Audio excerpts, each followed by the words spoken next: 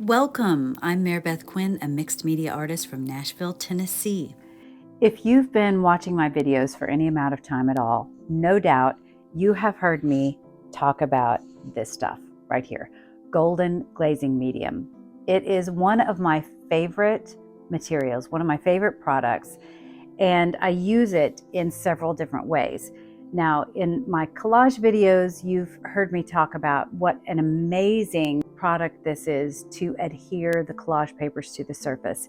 I love it because it's very fluid, it doesn't tear the paper, and it doesn't get my hands all sticky and gummy like some glues can.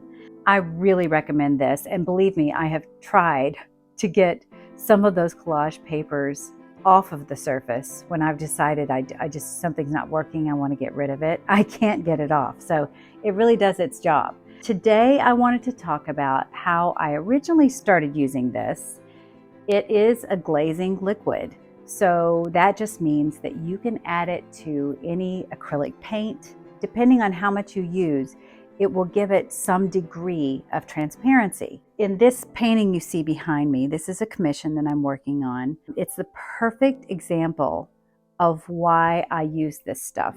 It's because when you're working with light and clouds, you don't want to use a lot of opaque paint, or I don't anyway. It's my choice of the way to depict light coming through clouds and the atmosphere. So I'll show you what I'm talking about, and then later in the video I'll show you practically exactly how I use it. This right here is a perfect example. I originally painted this cloud, and it was mostly just this color right here, this purplish color that a cloud bank can be. But it's sunset, so what you have is a lot of different things happening in the atmosphere, and I never just want to add some pink somewhere and just have this opaque strip of pink. What I want to see is that it's a layer of light that is reflecting in that color, but what you still have behind it is also the color of the cloud.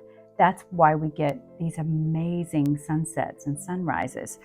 So that's how I use these products, is that I take the different colors and layers that I want to use, and I thin them out to some degree, and then I add them over the top of each other.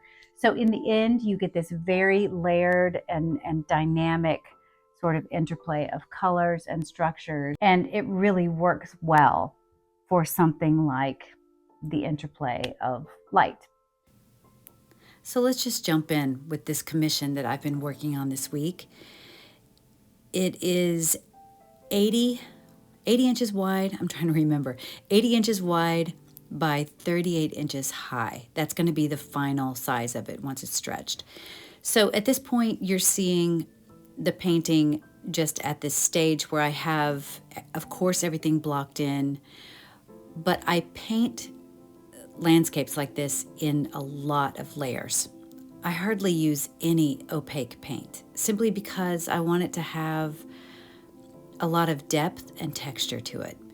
That's what I love about sunsets and the way light moves. I'm fascinated with how many things can be going on simultaneously in the same space. So I work a lot with Golden Glazing Medium for this very reason, because it allows me to try to, in my humble little way, capture the way a sunset or a sunrise makes me feel. So what I have done here is I've gotten the sky in place. I've gotten all the main colors where I want them to be, and they were a lot brighter than you see here until the day before I made this video, which is a really common practice of mine. I'll get all the colors laid down, and then I go in with a glaze of white or gray, light gray paint. And I will pull all of that intensity of color back so that it's very subdued. The color's there, but it's just very subtle and blendy. And then I choose where I'm gonna have the real show. Since this is a sunset, I wanted I wanted to be able to choose where is the light going to really draw your eye. And that's where I know I would come in with incredible color and just with these glazes. There's something about these transparent glazes that, it's really easy to do this with oil paint. You thin it out with oil, and just glazes are the most, that's actually where I learned how to paint landscapes, or those are the years that I attempted to learn how to do landscapes. I'm still constantly learning things. But this method that I use is what I've come up with over the years. That if I really want the effects that I want to get, then it's not ever about using opaque paint. It's about getting all of those layers. So it takes a lot of trial and error. Like everything, it is about learning from doing. I'm going to be honest, I still struggle with this reality that I can't just learn a formula or figure it out one time and it works every time. I have to learn by doing. But I've proven to myself over the years that you do and do and do, and you learn what you want to know. I just have to be willing to go through the process. So now I'm going to show you how I mix these colors together that I'm using right here. This first one here is a permanent red violet, and I'm going to mix it with a light blue violet.